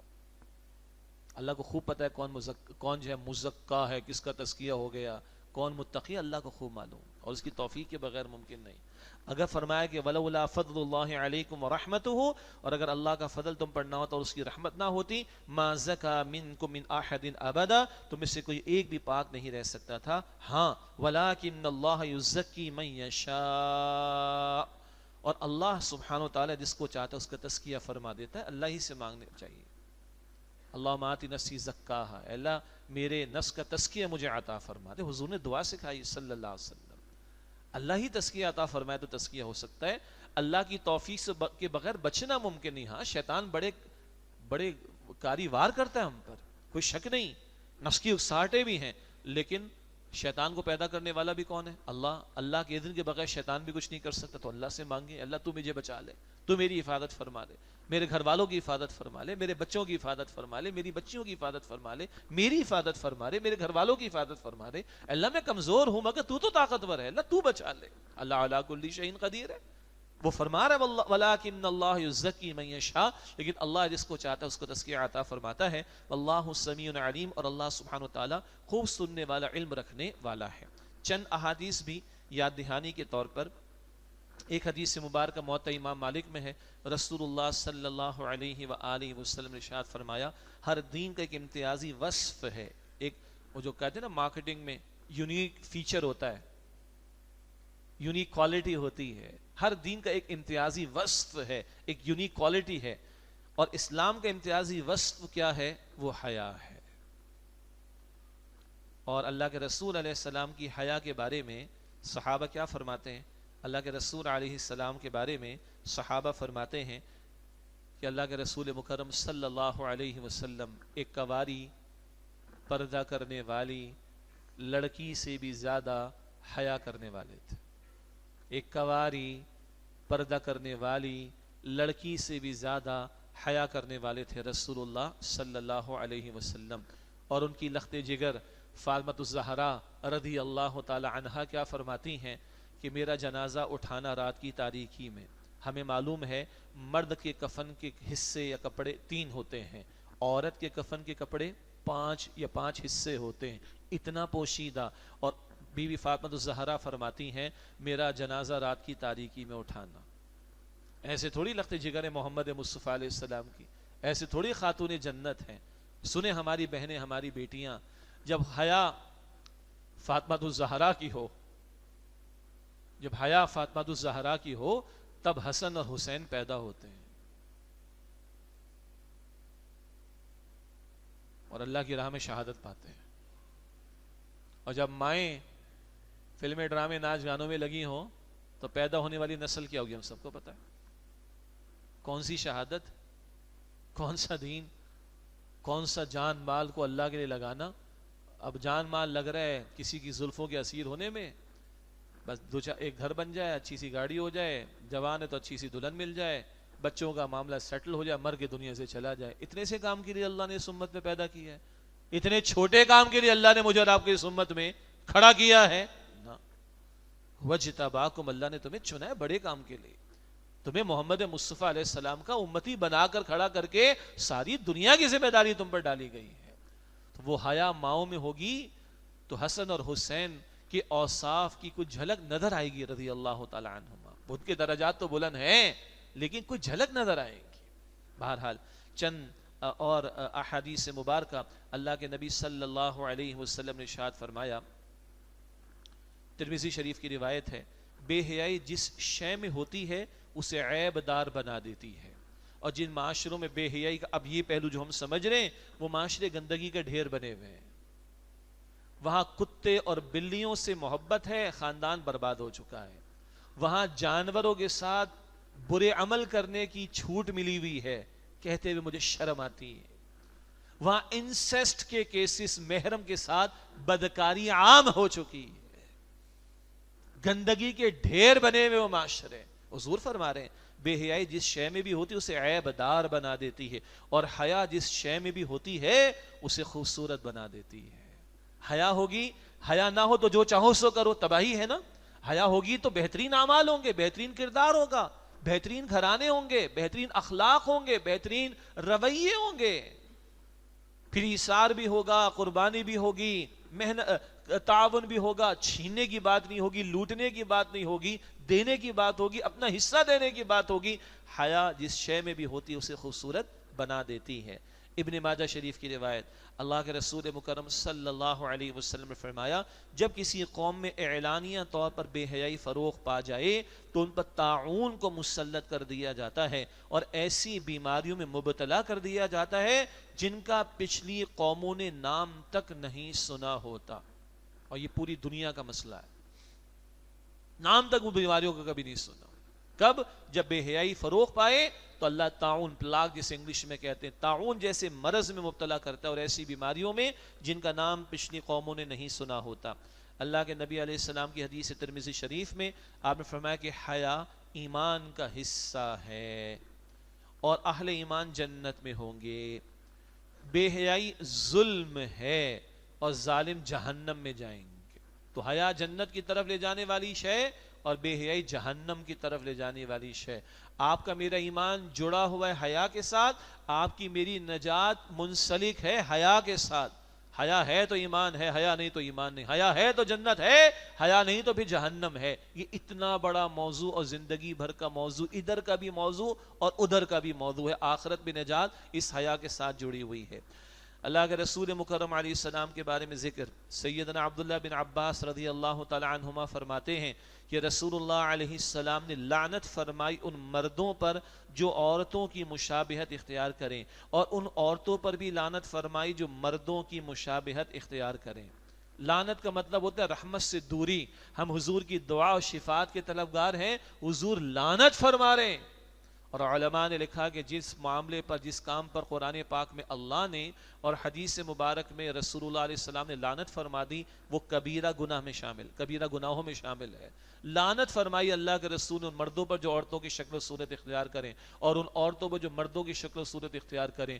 کیسی غیر فطری بات ہو رہی، لڑکوں نے بندے کیا کہتے ہیں اس کو جی، بندے، ٹاپس۔ بغیرت، تو مرد ہے، مرد بن۔ پھر وہ جو دنیا جہاں میں گندگی کا ڈھیر، ادھر لگا رکھا، ادھر لگا رکھا، ادھر لگا رکھا، پورا منہ بھر لیا، جانور بن رہے ہو، مست کر رہے ہو اپنی صورت کو جو اللہ نے لقد خلقنا الانسان فی احسن تقویم تمہیں قرار دیا تھا، وخلقت بیدی ولقد کرمنا بنی آدم۔ اللہ اکبر۔ اور تم یہ حلیے بنا رہے ہو آج۔ لڑکے جا کے وہ سیلون کے اوپر، اور جس کو حجام کہتے ہیں، سیلون انگلش میں شاید اچھا لگتا ہوگا، عورتوں کی طرح میک اپ کروا رہے ہیں۔ ڈوب مرنے کا مقام ہے، مرد بنو یار تم۔ مردوں سے تقاضا تھا کہ اپنے ٹخنوں کو کھلا رکھو، آج لڑکیوں کی شلواریں اب آدھی آدھی پنڈلیاں کھلی ہوئی ہیں، اور باپ دیکھ رہا ہے، بے غیرتی کی بات ہے، بھائی دیکھ رہا ہے، کوئی شرم نہیں آتی، بڑے دیکھنے کو غیرت نہیں آتی۔ مردوں کے ٹخنے کھلے رہنے چاہیے تھے، لڑکیوں کے، عورتوں کے ٹخنے کھلے ہوئے۔ انا للہ و انا الیہ راجعون۔ کیا بے خدا تہذیب کے لوگوں نے کھلواڑ مچا رکھا ہے۔ شدید سردی یورپ میں، امریکہ میں، کینیڈا میں شدید سردی، مرد نے کوٹ پہنا ہوا ہے، پینٹ پہنی ہوئی، اوور کوٹ پہنا ہوا ہے، ہیٹ پہنا ہوا ہے، یہ پہنا ہوا ہے، وہ پہنا ہوا ہے۔ عورت کا معاملہ کیا ہے؟ کہوں میں، شرم آتی مجھے کہتے ہوئے، کیا کھلواڑ ہے یہ؟ اس کو سردی نہیں لگتی ہوگی، ٹانگیں کھلی ہوئی اس کی۔ انا للہ و انا الیہ راجعون۔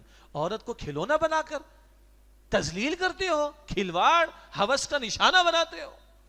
ظلم، ہمارے استاد نے کہا مظلوم بنا دی گئی عورت، گھر سے باہر نکال کر مردوں کے برابر لا کے کھڑا کہ کمپیٹ کرو مردوں کے ساتھ، تم بھی کماؤ، گھر کے کام بھی کرو، وہ بھی مصیبت بیچاری اس کے اوپر، اور باہر آ کر کمائے اور ہوس کا نشانہ بن، اس کے بعد جو کچھ ہوتا ہے وہ ہوتا ہے۔ ظلم ہے اس عورت کے ساتھ آج، اور اللہ کا دین پروٹیکشن دیتا ہے۔ سبحان اللہ۔ بیٹی کو باپ کی پروٹیکشن دیتا ہے، بہن کو بھائی کی پروٹیکشن دیتا ہے، بیوی کو شوہر کی پروٹیکشن دیتا ہے، شوہر کا انتقال ہو گیا، بیٹا جوان، اس کی پروٹیکشن دیتا ہے۔ یہ رشتہ دار نہیں تو دادا ہوگا، نانا، اس کی پروٹیکشن ہوگی، ماموں ہوگا، چچا ہوگا، محرم رشتہ دار، اس کی پروٹیکشن ہوگی، بھتیجا ہوگا، بھانجا ہوگا، اس کی پروٹیکشن ہوگی۔ سبحان اللہ، کیا پیارا دین ہے ہمارا۔ عورت پہ ایک روپے کی، ایک مرحلے پر زندگی میں معاش کی ذمہ داری نہیں، ان محرم مردوں پہ ذمہ داری ڈال دی گئی، اس کو گھر کی ملکہ بنایا گیا ہے۔ سبحان اللہ۔ اور آج اس کو ذلیل کر کے مارکیٹ میں لا کے کھلونا، کھلواڑ بنا دیا گیا۔ عورتیں مردوں کی شکل و صورت، مرد عورتوں کی شکل و صورت، رسول اللہ علیہ السلام نے لعنت فرمائی ہے۔ اسی طرح حضور نے فرمایا، موطا امام مالک کی روایت، وہ عورتیں جو کپڑے پہننے کے باوجود بے لباس ہوں، پہننا نہ پہننا برابر، سی تھرو کپڑا، اب تو خال خال رہ گیا۔ ہم نے تو اپنی بچیوں کو سلائی کڑھائی سکھا دی، بیٹا گھر میں تیار کر لو، مارکیٹ میں تو ملتا ہی نہیں ہے، وہ پتہ نہیں کیا کہلاتی ہیں، وہ کرتیز، شلوار قمیض ملتا ہے بچیوں کا مارکیٹ میں۔ کس طرح کے کپڑے، سی تھرو کپڑے، پہننا نہ پہننا برابر، بازو کھلے ہوئے ہیں، پنڈلیاں کھلی ہوئی ہیں، اور بے غیرت باپ دیکھ رہے ہیں، بھائی دیکھ رہے ہیں، کوئی شرم نہیں، کوئی غیرت نہیں، کوئی یار غیرت نام تھا جس کا گئی تیمور کے گھر سے، تبھی تو نحوستیں ہیں، بے برکتی ہے، مصیبتیں ہیں، بیماریاں ہیں، لڑائیاں ہیں، جھگڑے ہیں، انتشار ہے، فساد ہے معاشرے کے اندر۔ حضور فرما رہے صلی اللہ علیہ وسلم، وہ عورتیں جو کپڑے پہننے کے باوجود برہنہ ہوتی ہیں، مردوں کی طرف مائل ہونے والی اور انہیں اپنی طرف مائل کرنے والی، وہ جنت میں داخل نہیں ہوں گی۔ عورت کی زینت اصلاً اس کے شوہر کے لیے ہے، شوہر کے سامنے ماسی بن کے عورتیں بیٹھی رہتی ہیں اور ساری دنیا کو دکھا رہے ہو، غیر فطری بات ہے۔ کس کو مائل کر رہی ہو؟ کس کو آخر؟ اور تصویریں کھینچ کھینچ کے، اب تو دیندار گھرانوں کی بچیوں کی تصویریں، شادی کے موقع پر، تقریبات کے موقع پر، رشتوں کے موقع پر، کیوں بھائی؟ وہ کسی جوتے کی دکان کا جوتا ہے، وہ کہے گا جب پسند نہیں آئی ہم نہیں کرتے رشتہ، کیوں بھائی ایسا کرتے ہو؟ وقار کے ساتھ، تہذیب کے ساتھ رشتوں کی بات کرنی چاہیے. وہ جی حضرت ایک حدیث شریف میں ہے ایک نظر دیکھنے کی اجازت ہے. اچھا تو ایک نظر دکھا دیں گے بھائی، باقی سارے معاملات تو پہلے طے کر لو. سبحان اللہ، کیا پیارے الفاظ ہیں. کسی اور موقع پہ ڈاکٹر ذاکر نائک کے our sisters and daughters are not for sale. بکاؤ مال تو نہیں ہماری بیٹیاں اور بچیاں کہ تمہارے سامنے لا کے سب کچھ وہ پیش بھی کرے اور تم کامنٹ دے کے جاؤ قد پسند نہیں آیا، چال پسند نہیں آئی. کیوں بھائی ایسا کیوں کریں؟ لڑکے کی ماں، لڑکے کی چاچی، لڑکے کی مامی، لڑکے کی بہن، لڑکے کی پھپھو، لڑکے کی نانی، لڑکے کی دادی سب آ کے دیکھ لیں. کیا خیال ہے؟ باقی بایو ڈیٹا لے لو، پڑھی لکھی کتنی ہے، دیندار کتنی، فلاں فلاں، سارے معاملات ہو گئے. نہیں جی ایک نظر بھی دیکھنا ہے تو لڑکی کے ماں باپ کو بٹھا کے دیکھ لو، ایک نظر دیکھ لو، اتنا ہی ہے حدیث شریف میں. نہیں جناب وہ ہوٹل میں بھی اور کافی شاپ پر بھی ہو جائے اور ادھر بھی بلا لیا جائے، ادھر بھی بلا لیا جائے، تنہائی میں بیٹھ کے باتیں، نامحرم ہے وہ تو، اس کی تو کوئی گنجائش قطعاً نہیں ہے. بھائی سمجھ آ رہی ہیں باتیں؟ مجھے پتا ہے میں بڑی بھاری باتیں کر رہا ہوں، افسوس ہوتا ہے دیندار گھرانوں میں، تحریکی لوگوں کے پاس گھرانوں میں، پوری تمام اجتماعیتوں کی بات کر رہا ہوں، نمازی لوگوں کے گھروں میں تصویریں بھی کھنچ رہی ہیں، بن رہی ہیں، مووی بن رہی ہے، ویسے بچی پردہ کرتی ہے، شادی کے موقع فارغ ہو گئی، تقریب کے موقع پر فارغ ہو گئی، دنیا جہاں سے شیئرنگ ہو رہی. یہ کیا بے غیرتی کی بات. وہ عورتیں حضور فرما رہے علیہ السلام جو کپڑے پہننے کے باوجود برہنہ ہوتی ہیں، مردوں کی طرف مائل ہونے والی اور انہیں اپنی طرف مائل کرنے والی، وہ نہ جنت میں داخل ہوں گی اور نہ ہی اس کی خوشبو پا سکیں گی، حالانکہ جنت کی خوشبو 500 برس کی مسافت سے بھی آتی ہے. اللہ ہماری بہنوں اور بیٹیوں کو، ماشاءاللہ تو باپردہ محفل ہے، پاکیزہ محفل ہے، خواتین ہماری بہنیں بیٹیاں پردے میں موجود ہیں اور ان کا اجر بھی زیادہ ہے. اس پرفتن دور میں آج میری بہن بیٹی آپ کی، ہماری مائیں، ہماری بہنیں، ہماری بیویاں، ہماری بیٹیاں اور ہمارے رشتہ دار خواتین، آج جو اللہ کی بندی اماں عائشہ صدیقہ رضی اللہ تعالیٰ عنہا کی چادر اور بی بی فاطمہ کی حیا کی لاج رکھ رہی ہے، اس کا اجر بھی زیادہ ہوگا انشاءاللہ تعالیٰ. اور اگر کسی بہن بیٹی میں تھوڑی کمی ہے، اللہ تعالیٰ اس کے لیے آسانی فرما دے. یہ ماحول کی برکت ہوگی، سب ہو جائے گا آسان انشاءاللہ. البتہ یاد رہے یہ حیا کے معاملہ صرف عورتوں سے متعلق نہیں ہے، یہ مردوں سے متعلق بھی ہے. نگاہوں کی حفاظت، سورہ نور آیت 30 میں پہلے مردوں کو کہا اور پھر آیت 31 میں عورتوں کو کہا. ستر کے احکامات، ستر وہ حصہ جسم کا جو ہر حال میں چھپانا فرض ہے. پھر ایک ہے حجاب کے معاملات، تو ستر کے احکامات عورت کے لیے بھی ہیں، ستر کے احکامات مرد کے لیے بھی ہیں.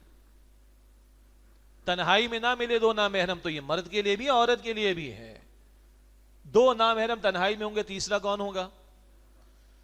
اللہ میری بھی حفاظت فرمائے، ہم سب کی حفاظت فرمائے. اور آج تنہائی فزیکل نہیں ورچوئل بھی ہوتی. سمجھ آ رہی؟ ورچوئل کسے کہتے ہیں؟ ساری رات بھر پیکج چل رہا ہے، پتہ ہے نا بھائی. اللہ میری آپ کی ہم سب کی حفاظت فرمائے. تو مرد ہو دو نامحرم، مرد عورت دونوں کے لیے تنہائی میں ہوں گے، تیسرا شیطان ہوگا. اور چھونا، اللہ کے نبی صلی اللہ علیہ وسلم نے فرمایا تمہارے سر میں کوئی کیل ٹھونک دے، کس قدر سخت بات ہے، پھٹ جائے گا نا سر. تمہارے سر میں کوئی کیل ٹھونک دے، اس کو گوارا کر لینا.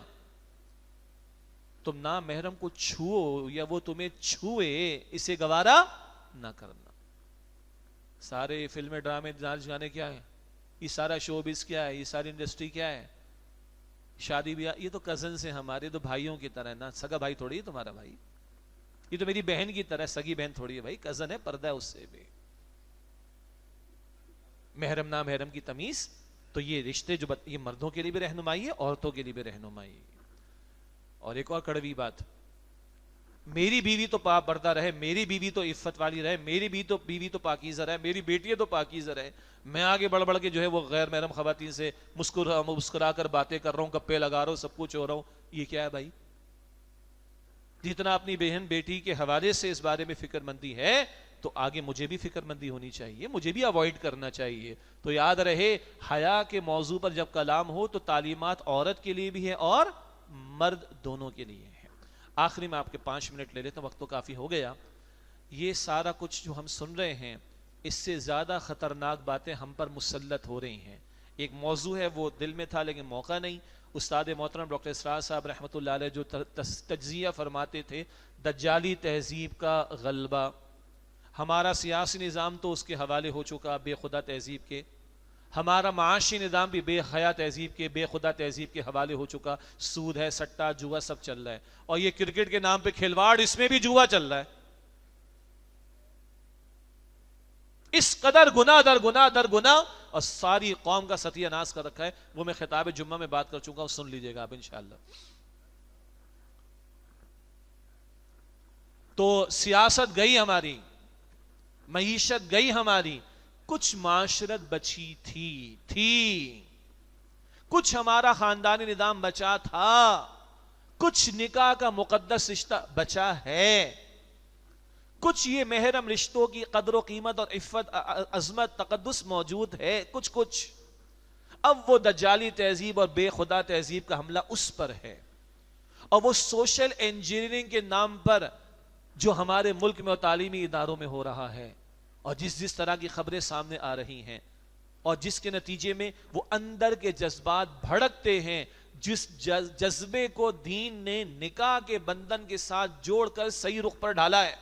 بس میں انہی الفاظ میں بات عرض کرنا چاہوں گا، وہ جذبات غلط جگہ استعمال ہو رہے ہیں، اور عشق و محبت کی داستانیں، لیلا مجنو کی داستانیں، کیا گورنمنٹ کی یونیورسٹیز، کیا پرائیویٹ یونیورسٹیز، اب وہاں چلانے والوں کے الفاظ میں آپ کو عرض کروں تو پریشان ہو جائیں آپ، مجھے معاف کیجئے گا، دل کرتا ہے خدا کی قسم۔ اونر کہہ رہے ہیں یونیورسٹیز کے چلانے والے، ارے یہ تو ملنے ملانے کی جگہ ہے بھائی، اب یہ ملنے ملانے کی جگہ ہیں، عفتیں جا رہی ہیں، جوانیاں لٹ رہی ہیں، حیا کا جنازہ نکل رہا ہے، شتر مرغ کی طرح کب تک ریت میں سر ڈال کر بیٹھے رہیں گے؟ اور جب تم میں حیا نہ رہے تو جو چاہو سو کرو، پھر جو تباہی آئے گی وہ کم ہوگی۔ اللہ حفاظت فرمائے، کیا کریں؟ شریعت نے احکامات دیے سطر کے بارے میں، حجاب کے بارے میں، مرد کے لیے بھی سطر کا حکم ہے، عورت کے لیے بھی ہے، لیکن عورت کے لیے ایک ہے جب وہ اپنے محرم کے سامنے ہو تو چہرہ کھلا ہو، ہاتھ پیر کھلے ہو، ٹھیک ہے، سر پہ چادر ہونی چاہیے، سینے پہ ڈال لینا چاہیے، موٹا دوپٹہ ہو کفایت کر جائے گا۔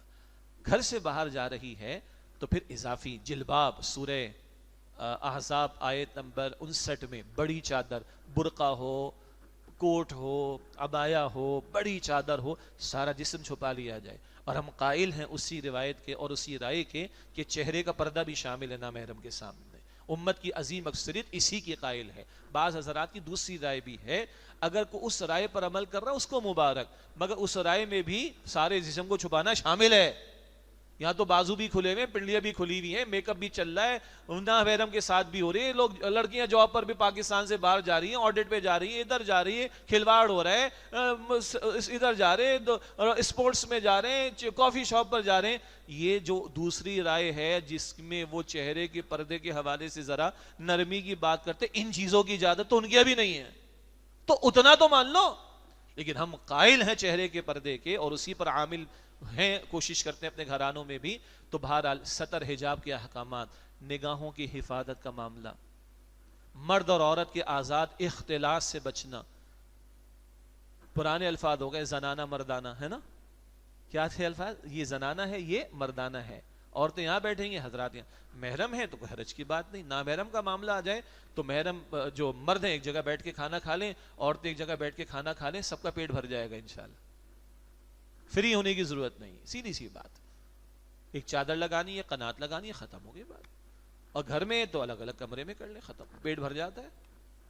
جہاز میں ہم بھی سفر کرتے ہیں، آپ بھی سفر کرتے ہیں، مرد اگر ٹرالی چلائے گا اور ہم کھائیں گے تب بھی پیٹ بھرے گا، تو عورت کو وہاں پہ ٹرالی چلوانے کی کیا ضرورت پڑی؟ کیوں عورت کی تذلیل ہو رہی ہے؟ کیوں اس طرح کے معاملات ہو رہے ہیں؟ تو مرد اور عورت کا دائرہ کار الگ ہے۔ تعلیمی اداروں میں تو ستیہ ناش ہو گیا، اختلاط کے نام پر جو کچھ ہو رہا ہے، پھر جو کچھ کیسز سامنے آ رہے ہیں، کچھ بتانے کی ضرورت نہیں۔ خیال کریں، بیٹیوں کو کہاں بھیج رہے ہیں ہم لوگ؟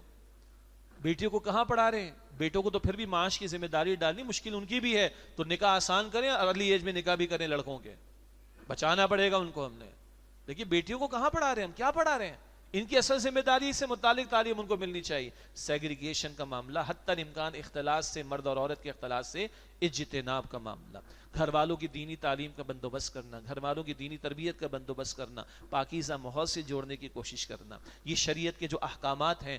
ہمارے استاد انجینئر نوید احمد صاحب نے ایک کتاب مرتب کی تھی چہرے کا پردہ. اس میں استاد محترم ڈاکٹر اسرار صاحب رحمۃ اللہ علیہ کے خطاب بھی شرعی پردہ قرآن و حدیث کی روشنی میں اور دیگر بڑے قیمتی مضامین چہرے کا پردہ وہ کتاب حاصل کریں. گھر والوں کی بھی تعلیم و تربیت کا اہتمام ہونا چاہیے. پھر پاکیزہ ماحول سے جوڑیں، دینی اجتماعیت سے جوڑیں تو انشاءاللہ ان باتوں کی یاد دہانی ہوگی. ورنہ کون پوچھتا آج ان باتوں کے بارے میں؟ اچھے بھلے داڑھی والے ہوتے ہیں، چپ کر کے خاموش کر کے بیٹھے رہتے ہیں. بیٹیاں بیچاری کس طرح تقریبات میں کیا کچھ ہو رہا ہے، یہ سر جھکا کر نہیں چلے گا بھائی، سر اٹھا کر مرد بننا پڑے گا ہمیں. اپنے دائرے کار میں تو عمل کروائیں، سیدھی سی بات.